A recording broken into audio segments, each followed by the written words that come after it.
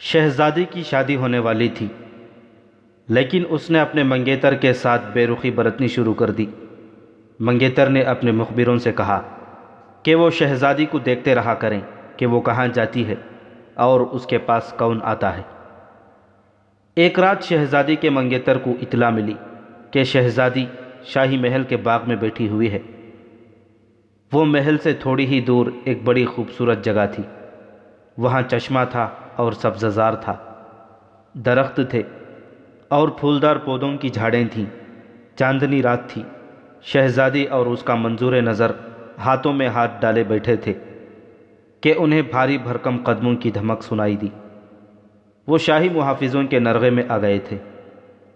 اس محافظ کو قید میں ڈال دیا گیا۔ شہنشاہ ہرقل کو صبح بتایا گیا اور محافظ کو زنجیروں میں باندھ کر دربار میں پیش کیا گیا۔ اس پر الزام یہ تھا کہ اس نے ایک شہزادی کی شان میں گستاخی کی ہے۔ یہ الزام دربار میں بلند آواز سے سنایا گیا۔ شہنشاہ ہرقل کی شہنشاہی ساری دنیا میں پھیلے، ملزم نے کہا۔ شہزادی کو دربار میں بلا کر پوچھا جائے کہ میں نے گستاخی کی ہے یا محبت کی ہے، اور محبت میں نے نہیں، شہزادی نے کی ہے۔ لے جاؤ اسے۔ شہنشاہ ہرقل نے گرج کر کہا۔ رتھ کے پیچھے باندھ دو اور رتھ اس وقت تک دوڑتی رہے جب تک اس کا گوشت اس کی ہڈیوں سے الگ نہ ہو جائے۔ شہنشاہ ہرقل ملزم للکار کر بولا، تو ایک شہزادی کی محبت کا خون کر رہا ہے۔ اسے دربار سے گھسیٹ کر لے جا رہے تھے اور اس کی پکار اور للکار سنائی دے رہی تھی۔ وہ رحم کی بھیک نہیں مانگ رہا تھا۔ تیرا انجام قریب آ رہا ہے ہرقل، وہ چلاتا جا رہا تھا۔ اپنے آپ کو دیوتا نہ سمجھ ہرقل، ذلت اور رسوائی تیری طرف آ رہی ہے۔ محبت کے اس مجرم کو ایک رتھ کے پیچھے باندھ دیا گیا اور 2 گھوڑوں کی رتھ دوڑ پڑی۔ محل سے شور اٹھا۔ شہزادی نے اپنے پیٹ میں تلوار اتار لی تھی۔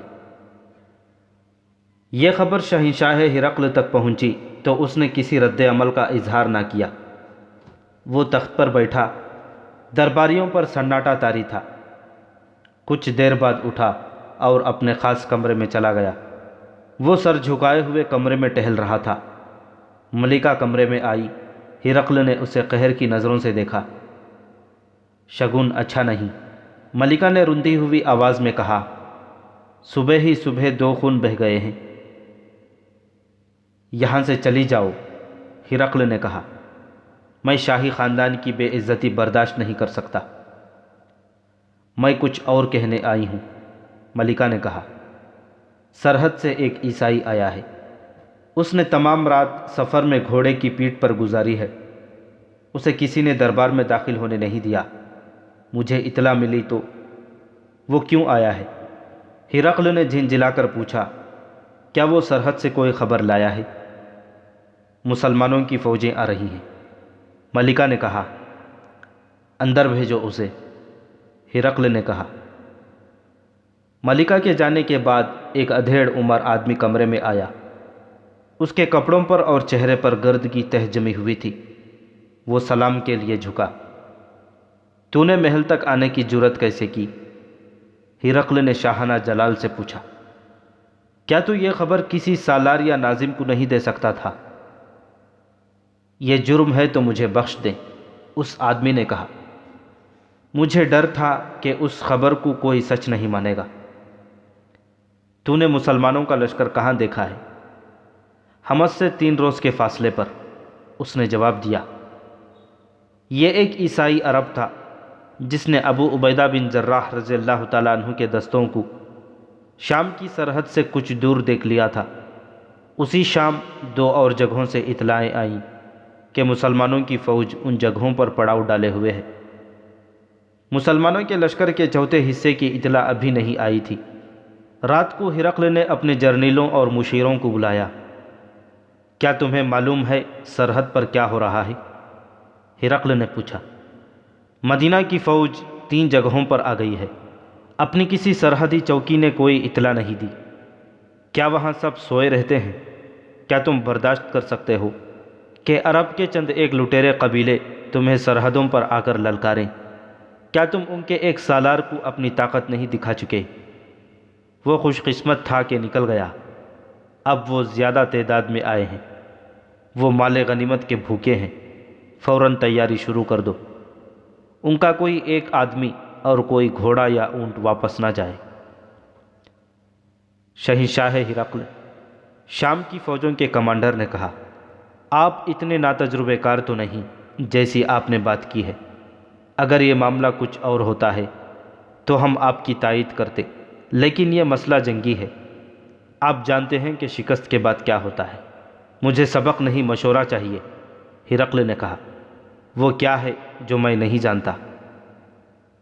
شہنشاہ سب کچھ جانتے ہوئے ایسی بات نہ کریں۔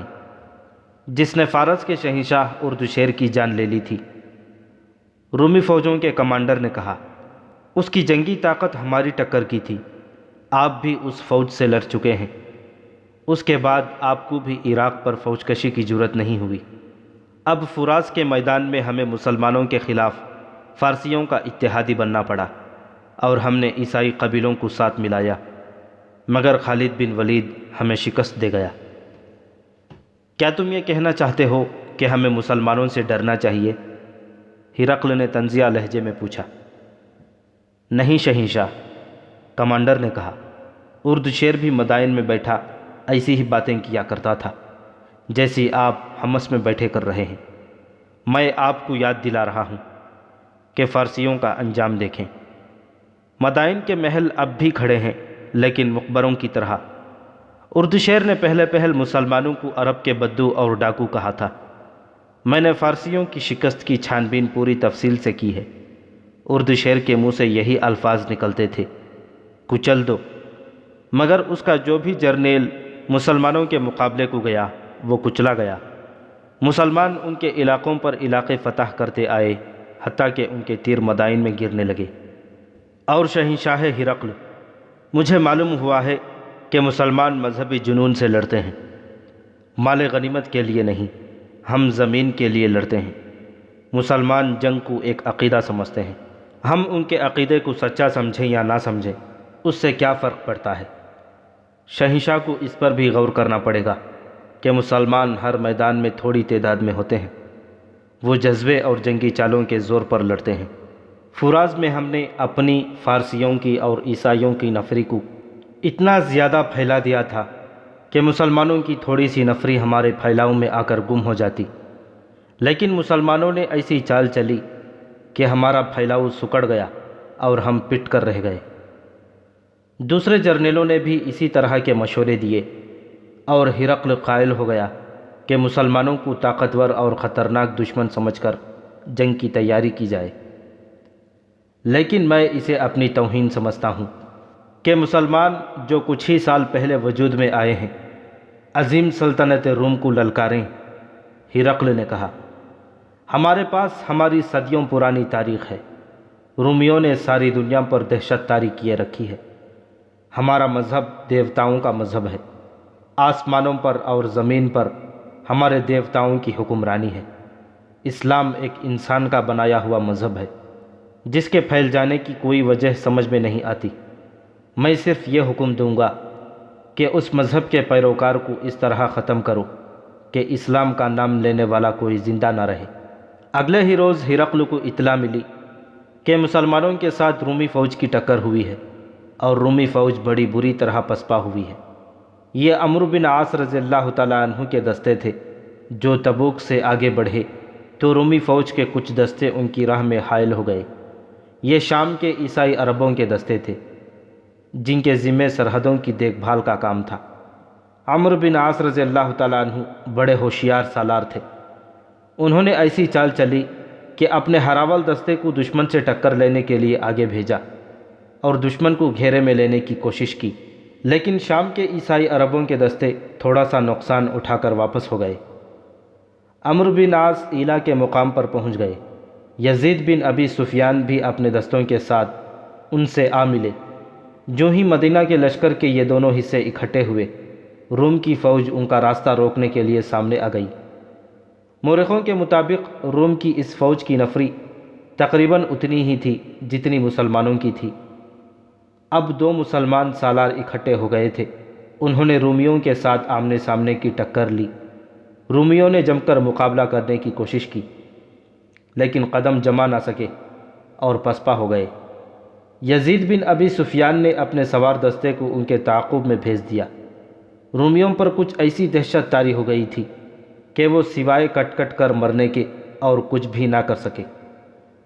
شہنشاہ ہرقل کو جب اپنے دستوں کی اس پسپائی کی اطلاع ملی تو وہ آگ بگولا ہو گیا۔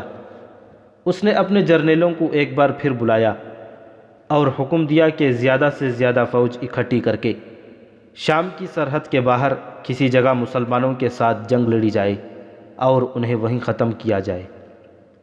مسلمان سالاروں نے ان جگہوں سے جہاں وہ پڑاؤ ڈالے ہوئے تھے چند آدمیوں کو اپنے زیر اثر لے لیا اور انہیں بے انداز انعام و اکرام کا لالچ دیا، جس کے عوض وہ مسلمانوں کے لیے جاسوسی کرنے پر آمادہ ہو گئے۔ چند دنوں میں ہی وہ مطلوبہ خبریں لے آئے۔ ان کی رپورٹوں کے مطابق رومی جو فوج اکٹھی کر رہے تھے اس کی تعداد 1,00,000 سے کچھ زیادہ تھی۔ اس فوج کا ایک حصہ اجنادین کی طرف کوچ کر رہا تھا۔ جاسوسوں نے یہ اطلاع بھی دی کہ رومی فیصلہ کن جنگ کے لیے تیار ہو کر آ رہے ہیں۔ جاسوسوں نے تیاریوں کی پوری تفصیل بیان کی۔ ابو عبیدہ بن جراح رضی اللہ تعالیٰ عنہ کو امیر المؤمنین نے یہ حکم دیا تھا کہ لشکر کے چاروں حصوں کو اکٹھا لڑنا پڑا تو وہ یعنی ابو عبیدہ پورے لشکر کے سالار ہوں گے۔ صورت ایسی پیدا ہو گئی تھی کہ لشکر کے چاروں حصوں کو اکٹھا ہونا پڑا۔ ابو عبیدہ نے پورے لشکر کی کمان لے لی، لیکن لشکر کو مکمل طور پر ایک جگہ اکٹھا نہ ہونے دیا۔ اس کے ساتھ ہی انہوں نے امیر المؤمنین کو تیز رفتار قاصد کے ہاتھ پیغام بھیجا، جس میں مکمل صورتحال لکھی اور یہ بھی کہ رومیوں کی تعداد 1,00,000 سے زیادہ ہوگی۔ یہ تھے وہ حالات جن کے پیش نظر امیر المؤمنین حضرت ابوبکر صدیق رضی اللہ تعالیٰ عنہ نے خالد رضی اللہ تعالیٰ عنہ کو حکم بھیجا تھا کہ وہ شام کی سرحد پر اس جگہ پہنچے جہاں مدینہ کا لشکر خیمہ زن ہے۔ اس حکم میں یہ بھی لکھا تھا کہ اپنا لشکر کچھ مشکلات میں الجھ گیا ہے۔ اس پیغام نے خالد رضی اللہ تعالیٰ عنہ کو پریشان کر دیا تھا۔ یہ سنایا جا چکا ہے کہ انہوں نے امیر المؤمنین کے حکم کے مطابق اپنے لشکر کو 2 حصوں میں تقسیم کیا۔ ایک حصہ مثنیٰ بن حارثہ کے حوالے کر دیا۔ خالد رضی اللہ تعالیٰ عنہ نے فوری کوچ کا حکم دے دیا۔ انہوں نے جب فاصلے کا اندازہ کیا تو وہ اتنا زیادہ تھا کہ خالد رضی اللہ تعالیٰ عنہ کو وہاں پہنچتے بہت دن لگ جاتے۔ انہیں ڈر تھا کہ اتنے دن ضائع ہو گئے تو معلوم نہیں کیا ہو جائے گا۔ انہیں یہ بھی معلوم تھا کہ وہ رومیوں کی فوج فارسیوں کی نسبت زیادہ طاقتور اور برتر ہے۔ خالد رضی اللہ تعالیٰ عنہ ان راستوں سے واقف تھے۔ سیدھا اور آسان راستہ بہت طویل تھا۔ خالد رضی اللہ تعالیٰ عنہ نے اپنے سالاروں کو بلایا اور انہیں بتایا کہ بہت جلد پہنچنے کے لیے انہیں کوئی راستہ معلوم نہیں۔ سالاروں میں سے کسی کو چھوٹا راستہ معلوم نہیں تھا۔ اگر کوئی راستہ چھوٹا ہوا بھی تو وہ سفر کے قابل نہیں ہوگا۔ ایک سالار نے کہا، اگر کسی ایسے راستے سے 1-2 مسافر گزرتے بھی ہوں تو ضروری نہیں کہ وہ راستہ ایک لشکر کے لیے گزرنے کے قابل ہو۔ میں ایک آدمی کو جانتا ہوں، ایک اور سالار بولا، رافع بن امیرہ، وہ ہمارے قبیلے کا زبردست جنگجو ہے اور میں نے دیکھا ہے کہ خدا نے اسے کوئی ایسی طاقت دی ہے کہ وہ زمین کے نیچے کے بھید بھی بتا دیتا ہے۔ وہ اس صحرا کا بھیدی ہے۔ حضرت خالد کے حکم سے رافع بن امیرہ کو بلایا گیا اور اس سے منزل بتا کر پوچھا گیا کہ چھوٹے سے چھوٹا راستہ کوئی ہے؟ زمین ہے تو راستے بھی ہیں، رافع نے کہا۔ یہ مسافر کی ہمت پر منحصر ہے کہ وہ ہر راستے پر چل سکتا ہے یا نہیں۔ تم منزل تک کسی بھی راستے پر پہنچ سکتے ہو، لیکن بعض راستے ایسے ہوتے ہیں جن پر سانپ بھی نہیں رینگ سکتا۔ میں ایک راستہ بتا سکتا ہوں، لیکن یہ نہیں بتا سکتا کہ اس لشکر کے کتنے آدمی منزل تک زندہ پہنچیں گے، اور میں یہ بھی بتا سکتا ہوں کہ گھوڑا اس صحرائی راستے سے نہیں گزر سکتا۔ گھوڑا اتنی پیاس برداشت نہیں کر سکتا اور گھوڑوں کے لیے پانی ساتھ لے جایا نہیں جا سکتا۔ خالد رضی اللہ تعالیٰ عنہ نے اپنا بنایا ہوا نقشہ اس کے آگے رکھا اور پوچھا کہ وہ کون سا راستہ بتا رہا ہے۔ یہ قراقر ہے۔ رافع بن امیرہ نے نقشے پر انگلی رکھتے ہوئے کہا، یہاں ایک نخلستان ہے جو اتنا سرسبز اور شاداب ہے کہ مسافروں پر اپنا جادو طاری کر دیتا ہے۔ یہاں سے ایک راستہ نکلتا ہے جو سوا کو جاتا ہے۔ سوا میں پانی اتنا زیادہ ہے کہ سارا لشکر اور لشکر کے تمام جانور پانی پی سکتے ہیں، لیکن یہ پانی اسے ملے گا جو سوا تک زندہ پہنچ جائے گا۔ اوپر سورج کی تپش دیکھو، دن کو کتنا چل سکو گے، کتنی دور تک چل سکو گے، یہ میں نہیں جانتا۔ اتنے اونٹ لاؤ کہ لشکر کا ہر فرد ان پر سوار ہو۔ ابن ولید، تم سہرا کے بیٹے ہو، مگر اس سہرا سے نہیں گزر سکو گے۔ رافع بن امیرہ نے جو راستہ بتایا وہ مورخوں کی تحریروں کے مطابق 120 میل تھا۔ یہ 120 میل فاصلہ طے کرنے سے منزل تک کئی دن پہلے پہنچا جا سکتا تھا۔ خالد رضی اللہ تعالیٰ عنہ وہ سالار تھے جو مشکلات کی تفصیلات سن کر نہیں بلکہ مشکلات میں پڑھ کر اندازہ کیا کرتے تھے کہ ان کی شدت کتنی کچھ ہے۔ ان کے دماغ میں صرف یہ سمائی ہوئی تھی کہ مدینہ کا لشکر مشکل میں ہے اور اس کی مدد کو پہنچنا ہے۔ سیدھے راستے سے فاصلہ 600 سے 700 میل تک بنتا تھا۔ رافع کے بتائے ہوئے راستے سے جانے سے فاصلہ آدھا رہ جاتا تھا، مگر رافع بتاتا تھا کہ اس خطرناک راستے سے جاؤ تو 5-6 دن ایسی دشواریوں سے گزرنا پڑتا ہے جو انسان کیا برداشت کرے گا، گھوڑا بھی برداشت نہیں کر سکتا۔ پانی تو مل ہی نہیں سکتا، اور سب سے بڑی مشکل یہ کہ مہینہ مئی کا تھا جب ریگستان جل رہے ہوتے ہیں۔ خدا کی قسم ابن ولید، ایک سالار نے کہا، تو اتنے بڑے لشکر کو اس راستے پر نہیں لے جائے گا جو تباہی کا اور بہت بری موت کا راستہ ہوگا، اور جس کا دماغ صحیح ہوگا وہ اس راستے پر نہیں جائے گا۔ ایک اور سالار نے کہا، ہم اسی راستے سے جائیں گے۔ خالد رضی اللہ تعالیٰ عنہ نے ایسی مسکراہٹ سے کہا جس میں عجیب سی سنجیدگی تھی، ہم پر فرض ہے کہ تیری اطاعت کریں۔ رافع بن امیرہ نے کہا، لیکن ایک بار پھر سوچ لے، میں وہ حکم دیتا ہوں جو حکم اللہ مجھے دیتا ہے۔ خالد رضی اللہ تعالیٰ عنہ نے کہا، ہارتے وہ ہیں جن کے ارادے کمزور ہوتے ہیں، اللہ کی خوشنودی ہمیں حاصل ہے، اور پھر اللہ کی راہ میں جو مصیبتیں آئیں گی ہم کیوں نہ انہیں بھی برداشت کریں۔ یہ واقعہ اور یہ گفتگو طبری نے ذرا تفصیل سے بیان کی ہے۔ خالد رضی اللہ تعالیٰ عنہ کے سالاروں نے ان کے عزم کی یہ پختگی دیکھی تو سب نے پرجوش لہجے میں لبیک کہی۔ ان میں سے کسی نے کہا، ابن ولید، تجھ پر اللہ کا کرم، وہ کر جو تو بہتر سمجھتا ہے، ہم تیرے ساتھ ہیں۔ خالد رضی اللہ تعالیٰ عنہ نے اس سفر پر روانگی سے پہلے ایک حکم یہ دیا کہ لشکر کا ہر فرد اونٹ پر سوار ہوگا، گھوڑے سواروں کے بغیر پیچھے پیچھے چلیں گے۔ دوسرا حکم یہ کہ عورتوں اور بچوں کو مدینہ بھیج دیا جائے۔ سالاروں کو خالد رضی اللہ تعالیٰ عنہ نے کہا تھا کہ تمام لشکر کو اچھی طرح بتا دیں کہ وہ ایسے راستے پر جا رہے ہیں جس راستے سے پہلے کبھی کوئی لشکر نہیں گزرا۔ ہر کسی کو ذہنی طور پر تیار کیا جائے۔ مئی کا مہینہ اونٹوں کی فراہمی میں گزر گیا۔ جون 634 عیسوی، ربیع الاخر 13 ہجری کا مہینہ شروع ہو گیا۔ اب تو سہرا جل رہا تھا۔ خالد رضی اللہ تعالیٰ عنہ نے کوچ کا حکم دے دیا۔ ان کے ساتھ 9000 مجاہدین تھے جو اس خودکش سفر میں جا رہے تھے۔ قراقر تک سفر ویسا ہی تھا جیسا اس لشکر کا ہر سفر ہوا کرتا تھا۔ وہ سفر قراقر سے شروع ہونا تھا جسے مسلمان مورخوں نے اور یورپی مورخوں نے بھی تاریخ کا سب سے خطرناک اور بھیانک سفر کہا ہے۔ مثنہ بن حارثہ قراقر تک خالد رضی اللہ تعالیٰ عنہ کے ساتھ گئے۔ مثنہ کو ہیرا واپس آنا تھا۔ قراقر سے جس قدر پانی ساتھ لے جایا جا سکتا تھا مشکیزوں میں بھر لیا گیا، مٹکے بھی اکٹھے کر لیے گئے تھے، ان میں بھی پانی بھر لیا گیا۔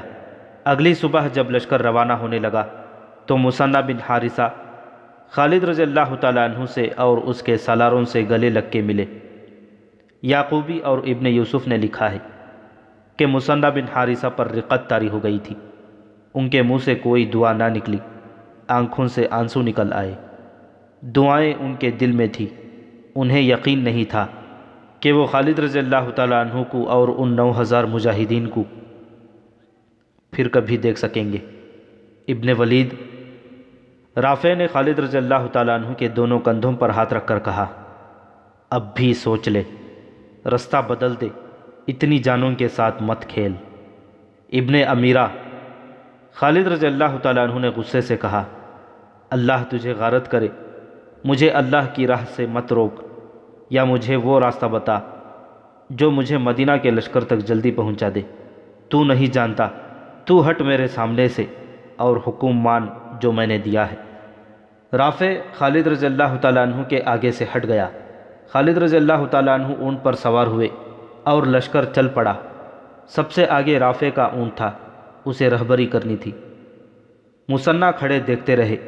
انہوں نے اپنے ساتھیوں سے کہا، امیر المؤمنین نے ٹھیک کہا تھا کہ اب کوئی ماں خالد جیسا بیٹا پیدا نہیں کرے گی۔ وہی صحرا جو رات کو خنک تھا، سورج نکلتے ہی تپنے لگا، اور جب سورج اور اوپر آیا تو زمین سے پانی کے رنگ کے شعلے اٹھنے لگے۔ پانی کے رنگ کا جھلمل کرتا ایک پردہ تھا جو آگے آگے چل رہا تھا۔ اس کے آگے کچھ پتہ نہیں چلتا تھا کیا ہے۔ جون کا سورج جب سر پر آیا تو لشکر کے افراد ایک دوسرے کو پہچان نہیں سکتے تھے۔ ہر کوئی زمین سے اٹھتی ہوئی تپش کے لرزتے پردے میں لرزتا، کانپتا یا لٹکے ہوئے باریک کپڑے کی طرح، لہروں کی طرح ہلتا نظر آتا تھا۔ مجاہدین نے ایک جنگی ترانہ مل کر گانا شروع کر دیا۔ خالد رضی اللہ تعالیٰ عنہ نے انہیں روک دیا، کیونکہ بولنے سے پیاس بڑھ جانے کا امکان تھا۔ اونٹ کئی دنوں تک پیاسا سفر کر سکتا ہے، لیکن انسان پیدل جا رہا ہو یا اونٹ یا گھوڑے پر سوار ہو، وہ چند گھنٹوں سے زیادہ پیاس برداشت نہیں کر سکتا۔ پہلی شام جب پڑاؤ ہوا تو تمام لوگ پانی پر ٹوٹ پڑے۔ ان کے جسم جل رہے تھے، کھانے کی جگہ بھی انہوں نے پانی پی لیا۔ دوسرے دن لشکر کا ہر آدمی محسوس کرنے لگا تھا کہ وہ صحرا نہیں جس میں انہوں نے بے شمار بار سفر کیا ہے، یہ تو جہنم ہے جس میں وہ چلے جا رہے ہیں۔ ایک تو تپش تھی جو جلا رہی تھی، دوسرے ریت کی چمک تھی جو آنکھیں نہیں کھولنے دیتی تھی۔ ریت کا سمندر تھا، بلکہ یہ آگ کا سمندر تھا، اور لشکر شعلوں میں تیرتا جا رہا تھا۔ تیسرے روز کا سفر اس طرح ہولناک اور اذیت ناک ہو گیا کہ ٹیلوں اور نشیب و فراز کا علاقہ شروع ہو گیا تھا۔ یہ ریت اور مٹی کے ٹیلے تھے جو آگ کی دیواروں کی مانند تھے۔ پہلے تو لشکر سیدھا جا رہا تھا، اب تھوڑے تھوڑے فاصلے پر مڑنا پڑتا تھا۔ دیواروں جیسے ٹیلے مجاہدین کو جلا رہے تھے۔ یہاں سب سے زیادہ خطرہ بھٹک جانے کا تھا۔ بعض دیواروں جیسے ٹیلوں کے درمیان جگہ اتنی تنگ تھی کہ اونٹ دونوں طرف رگڑ کھا کر گزرتے تھے۔ اونٹ بدک جاتے تھے کہ ان کے جسموں کے ساتھ گرم لوہا لگایا گیا ہے۔ تیسری شام پڑاؤ ہوا تو سب کے منہ کھلے ہوئے تھے اور وہ آپس میں بات بھی نہیں کر سکتے تھے۔ اس شام لشکر نے پانی پیا تو یہ ہولناک انکشاف ہوا کہ باقی سفر کے لیے پانی نہیں رہا۔ پانی کا ذخیرہ 5 دنوں کے لیے کافی تھا، مگر یہ تیسرے روز ختم ہو گیا۔ راستے میں بھی مجاہدین پانی پیتے تھے۔ چوتھا دن قیامت سے کم نہ تھا، پانی کی ایک بوند نہیں تھی۔ پیاس کا اثر جسمانی ہوتا ہے اور ایک اثر صحرا کا اپنا ہوتا ہے جو ذہن کو بگاڑ دیتا ہے۔ یہ ہوتی ہے وہ کیفیت جب سراب نظر آتے ہیں، پانی اور نخلستان دکھائی دیتے ہیں، شہر اور سمندری جہاز نظر آتے ہیں، اور مسافر انہیں حقیقت سمجھتے ہیں۔ ریت کی چمک کا اثر بھی بڑا ہی خوفناک تھا۔ لشکر میں کسی نے چلا کر کہا، وہ پانی آ گیا، پہلے میں پیوں گا، اور وہ آدمی چلتے اونٹ سے کود کر ایک طرف دوڑ پڑا۔ 3-4 مجاہدین اس کے پیچھے گئے۔ اسے اللہ کے سپرد کرو، رافع بن امیرہ نے دور سے کہا۔ صحرا نے قربانیاں وصول کرنی شروع کر دی ہیں، اس کے پیچھے مت دوڑو، سب مرو گے۔ تھوڑی دیر بعد ایک مجاہد بے ہوش ہو کر اونٹ سے گرا۔ وہ اٹھا اور اونٹ کی طرف آنے کے بجائے دوسری طرف چل پڑا۔ کوئی بھی اس کے پیچھے نہ گیا۔ پیچھے نہ جانے کی ایک وجہ یہ بھی تھی کہ سب کی آنکھیں بند تھیں۔ ریت کی چمک اور تپش آنکھیں کھولنے ہی نہیں دیتی تھیں۔ چوتھا دن جو پانی کے بغیر گزر رہا تھا، صحیح معنوں میں جہنم کے دنوں میں سے ایک تھا۔ ایسے لگتا تھا جیسے سورج اور نیچے آ گیا ہو۔ پہلے تو سب خود آنکھیں بند رکھتے تھے کیونکہ چمک اور تپش آنکھوں کو جلاتی تھی۔ اب آنکھیں کھلتی ہی نہیں تھیں۔ اونٹ تک ہارنے لگے تھے۔ کوئی اونٹ بڑی خوفناک آواز نکالتا، بیٹھنے کے لیے اگلی ٹانگیں دوہری کرتا اور ایک پہلو پر لڑک جاتا تھا۔ سوار بھی گرتا مگر اس میں اٹھنے کی ہمت نہیں ہوتی تھی۔ لشکر میں ہر کسی کی آنکھیں بند تھیں اور دماغ بیکار ہو گئے تھے۔ انہیں محسوس ہی نہیں ہوتا تھا کہ ان کا کوئی ساتھی اونٹ سے گر پڑا ہے یا یہ کہ اس کا اونٹ بھی گر پڑا ہے اور اسے اٹھا کر اپنے ساتھ اونٹ پر بٹھا لیں۔ سراب کا شکار ہونے والوں کی تعداد بڑھتی جا رہی تھی۔ خود خالد رضی اللہ تعالیٰ عنہ کی حالت ایسی ہو گئی تھی کہ انہیں کچھ پتہ نہیں چل رہا تھا کہ لشکر میں کیا ہو رہا ہے۔ وہ تو عزم اور ایمان کی قوت تھی جو انہیں زندہ رکھے ہوئے تھی، اور یہ اونٹ تھے جو چلے جا رہے تھے۔ اگر اونٹ رک جاتے تو لشکر کا کوئی ایک بھی فرد ایک قدم نہ چل سکتا۔ گھوڑوں کے منہ کھل گئے تھے اور زبانیں لٹک آئی تھیں۔ مجاہدین کی زبانیں سوج گئی تھیں۔ حلق میں کانٹے چبھ رہے تھے، اس وجہ سے ان کے منہ بھی کھل گئے تھے۔ وہ تو اب لاشوں کی مانند ہو گئے تھے۔ اونٹوں کی پیٹھوں پر اپنے آپ کو سنبھال نہیں سکتے تھے، اسی لیے ان میں سے کوئی نہ کوئی گر پڑتا تھا۔ اب وہ عالم نزا کے قریب پہنچ رہے تھے۔ جسموں کی نمی خشک ہو چکی تھی۔ رات کو لشکر رکا۔ تمام رات مجاہدین نے جاگتے گزاری۔ جسموں کے اندر سوئیاں چبھتی تھیں۔ زبانوں کی حالت ایسی تھی جیسے منہ میں کسی نے لکڑی کا ٹکڑا رکھ دیا ہو۔ سفر کے آخری دن کا سورج طلوع ہو کر مجاہدین کو موت کا پیغام دینے لگا۔ کئی مجاہدین اونٹوں پر بے ہوش ہو گئے۔ وہ خوش قسمت تھے جو لڑک کر گرے نہیں۔ یہ لشکر اب ایک لشکر کی طرح نہیں جا رہا تھا۔ اونٹ بکھر گئے تھے، بعض بہت پیچھے رہ گئے تھے، کئی دائیں اور کئی بائیں پھیل گئے تھے۔ رفتار خطرناک حد تک سست ہو گئی۔ یہ پانی کے بغیر دوسرا دن تھا، اور یہ ایک معجزہ تھا کہ وہ ابھی تک زندہ تھے۔ کون سی طاقت تھی جو انہیں زندہ رکھے ہوئے تھی؟ وہ اللہ کا وہ پیغام تھا جو رسول کریم صلی اللہ علیہ وسلم لائے تھے، اور یہ مجاہدین انسانیت کی نجات کے لیے اللہ کا یہ پیغام زمین کے گوشے گوشے تک پہنچانے کے لیے صحرا کی آگ میں سے گزر رہے تھے۔ اللہ نے انہیں بڑی ہی اذیت ناک آزمائش میں ڈال دیا تھا، اور اسی کی ذات انہیں زندہ رکھے ہوئے تھی۔ غروب آفتاب سے بہت پہلے خالد رضی اللہ تعالیٰ عنہ اپنے اونٹ کو رافع بن امیرہ کے اونٹ کے قریب لے گئے۔ ابن امیرہ، خالد رضی اللہ تعالیٰ عنہ نے بڑی مشکل سے یہ الفاظ زبان سے نکالے، کیا اب ہمیں اس چشمے پر نہیں ہونا چاہیے تھا جس کا تو نے ذکر کیا تھا؟ سوا ایک ہی منزل دور رہ گیا ہوگا۔ اللہ تجھے سلامت رکھے ولید کے بیٹے۔ رافع بن امیرہ نے کہا، میں آشوب چشم کا مریض تھا، اس صحرا نے میری آنکھوں کا نور ختم کر دیا ہے، میں اب کیسے دیکھوں؟ کیا تو اندھا ہو گیا ہے؟ خالد رضی اللہ تعالیٰ عنہ نے گھبرائی ہوئی آواز میں پوچھا۔ جو تو دیکھ سکتا تھا وہ ہم میں سے کوئی بھی نہیں دیکھ سکتا، کیا ہم بھٹک گئے ہیں؟ مورخ واقدی اور طبری نے لکھا ہے کہ رافع بن امیرہ کی بینائی ختم ہو گئی تھی۔ اس نے ذہن میں کچھ حساب رکھا ہوا تھا۔ ان دونوں مورخوں نے اس کے صحیح الفاظ اپنی تحریروں میں نقل کیے ہیں۔ ابن ولید، رافع نے کہا، لشکر یہیں روک لے، اپنے کچھ آدمیوں کو آگے بھیج، انہیں کہہ کہ وہ عورت کے پستانوں کی شکل کے 2 ٹیلوں کو تلاش کریں۔ خالد رضی اللہ تعالیٰ عنہ نے کچھ آدمیوں کو آگے بھیج دیا۔ یہ آدمی جلدی ہی واپس آ گئے اور انہوں نے بتایا کہ وہ 2 ٹیلے دیکھ آئے ہیں۔ رافع نے خالد رضی اللہ تعالیٰ عنہ سے کہا کہ اللہ کے کرم سے وہ صحیح راستے پر جا رہے ہیں، لشکر کو آگے لے چلو۔ ابن ولید، رافع بن امیرہ نے کہا، اب اپنے آدمیوں سے کہہ کہ ایک درخت ڈھونڈے جس پر کانٹے ہی کانٹے ہوں گے، اور وہ کوئی اونچا درخت نہیں ہوگا۔ وہ دور سے اس طرح نظر آئے گا جیسے کوئی آدمی بیٹھا ہوا ہو۔ یہ درخت ان 2 ٹیلوں کے درمیان ہوگا۔ آدمی گھوم پھر کر واپس آ گئے اور انہوں نے یہ خبر سنائی کہ انہیں ٹیلوں کے درمیان اور ارد گرد بلکہ دور دور تک کوئی ایسا درخت نظر نہیں آیا۔ انا للہ و انا الیہ راجعون۔ رافع بن امیرہ نے کہا، سمجھ لو کہ ہم سب مر گئے۔ اس نے کچھ سوچ کر اور قدرے جھنجھلا کر کہا، ایک بار پھر جاؤ، درخت مل جائے گا، ریت کے اندر ڈھونڈو۔ آدمی پھر گئے، برچھیاں اور تلواریں ریت میں مار مار کر مطلوبہ درخت کو کھوجنے لگے۔ ایک جگہ انہیں ریت کی ڈھیری نظر آئی۔ ریت ہٹائی تو وہاں ایک درخت کا ٹنڈ منڈ سا تنا ظاہر ہوا۔ یہ خاردار تھا۔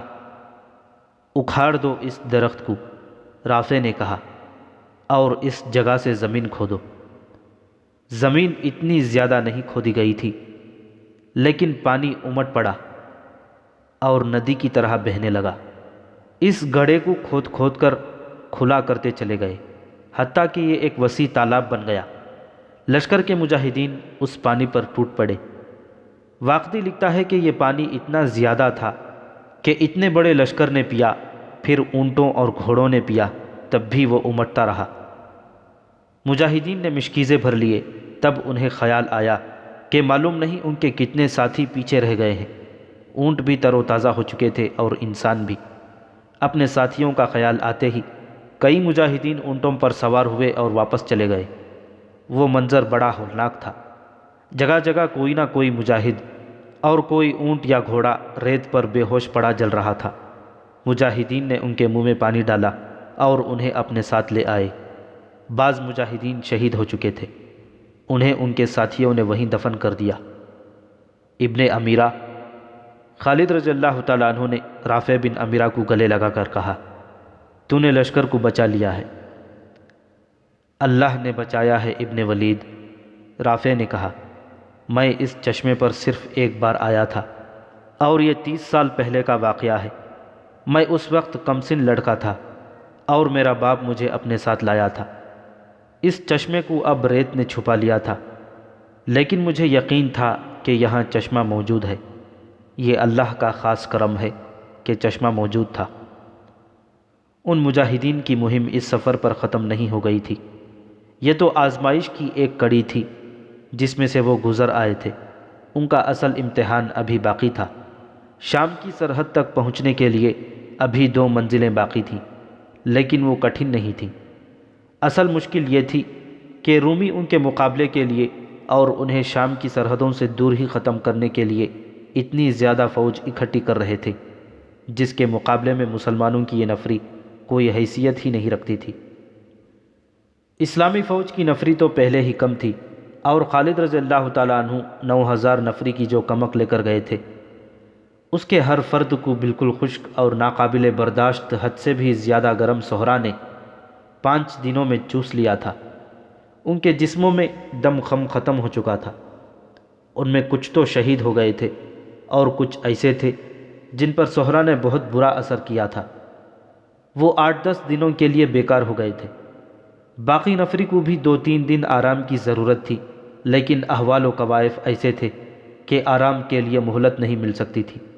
دشمن بیدار اور تیار تھا، اور یہ بڑا ہی طاقتور دشمن تھا۔ اس وقت کے ملک شام پر رومی حکمران تھے، اور ان کی فوج اس دور کی مشہور طاقتور اور مضبوط فوج تھی۔ اس دور میں 2 ہی شہنشاہی فوجیں مشہور تھیں، ایک فارس کی فوج، دوسری رومیوں کی۔ دور دور تک ان دونوں فوجوں کی دھاک بیٹھی ہوئی تھی۔ نفری زیادہ ہونے کے علاوہ ان کے ہتھیار برتر تھے۔ روم کی فوج کے متعلق تاریخ نویسیوں نے لکھا ہے کہ جس راستے سے گزرتی تھی اس راستے کی بستیاں خالی ہو جاتی تھیں۔ فارس کی جنگی طاقت کو تو مسلمانوں نے بڑی تھوڑی نفری سے ختم کر دیا تھا اور عراق کے بے شمار علاقے پر قبضہ کر لیا تھا۔ اب مسلمان دوسری بڑی جنگی طاقت کو للکار رہے تھے۔ رومی اکیلے نہیں تھے، ان کا اتحادی غسان کا بڑا ہی طاقتور قبیلہ تھا۔ رومی جب اس علاقے میں آئے تھے تو غسان واحد قبیلہ تھا جس نے رومیوں کا مقابلہ کیا تھا۔ یہ مقابلہ چند دنوں یا مہینوں میں ختم نہیں ہو گیا تھا، بلکہ غسانی بڑی لمبی مدت تک لڑتے رہے تھے۔ رومیوں نے شام کے وسیع علاقے پر قبضہ کر لیا تو بھی غسانی لڑتے رہے۔ وہ رومی فوج کے سرحدی چوکیوں پر شبخون مارتے تھے اور کبھی رومیوں کے مقبوضہ علاقے میں دور اندر جا کر بھی حملے کرتے تھے۔